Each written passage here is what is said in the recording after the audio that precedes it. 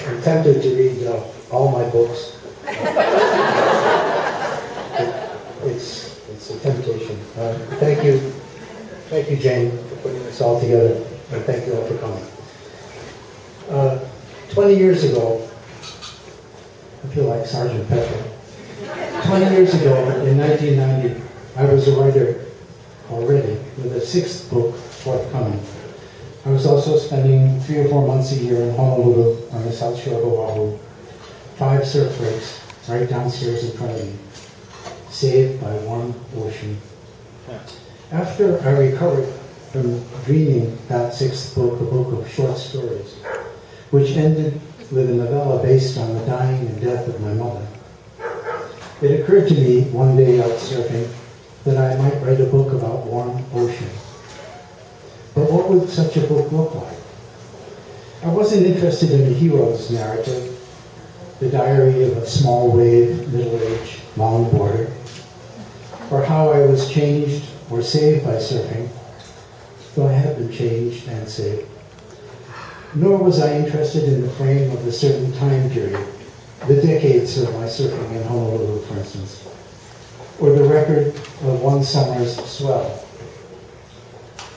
I wanted something more fluid, more episodic, like the ocean itself. What emerged in 1994 was a book that I titled On Water. In On Water, I tried to describe moments in the ocean. For instance, yet again looking at Diamond Head at dawn while out at the break called Tongs, waiting for the next set. Diamond Head rising and falling. Or was it that I was rising and falling on the swell, and Diamond Head was the fixed point? Beyond looking hard at the ocean, trying to find words and a strategy to describe its qualities, I was also relentlessly absorbing water art and literature, looking for what I found rang true to me. All this you can find in the wordplay of my book on water, which I think helped change the way people thought they might be able to talk about, among other things, surfing. You might say that On Water is concerned with how you talk about anything at all. After On Water was published in 1994, I realized I wasn't quite done with writing about warm ocean. Another book on water in the South Pacific followed 4 years later, entitled The Face of the Deep. You'll remember that in the Hebrew Bible, the face of the deep is part of the creation.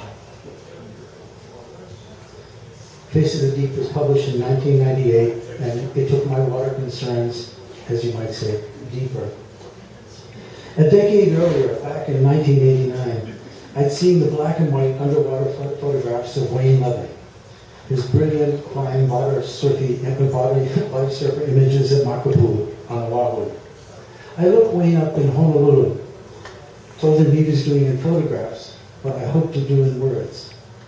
I suggested that we collaborate, and so we have, spending much ocean time together these last 20 years, free diving and scuba diving with dolphins, whales, and sharks.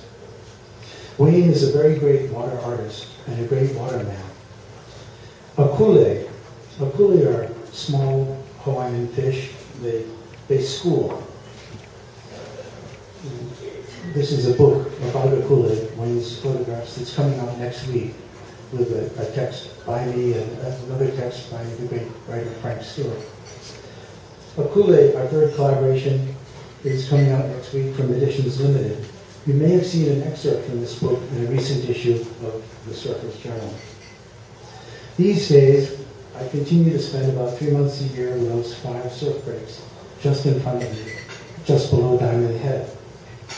Recently, I tried to reread my book On Water while there. It took me 6 weeks to read 180 pages.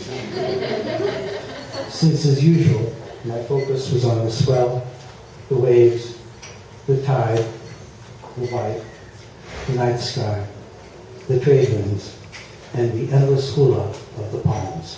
Thank you very much.